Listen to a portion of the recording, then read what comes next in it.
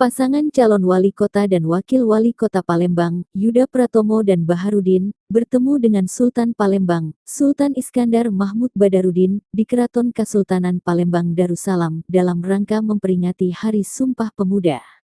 Sultan memperlihatkan peninggalan bersejarah seperti tombak bermata 5 dan manuskrip lama mengenai sejarah Palembang.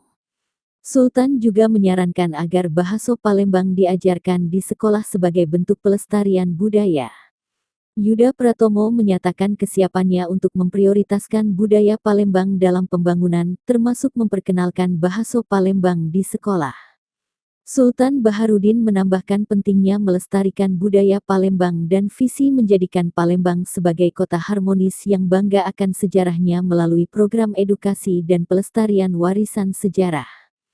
Silaturahmi ini diharapkan dapat menguatkan pelestarian budaya dan bahasa asli Palembang.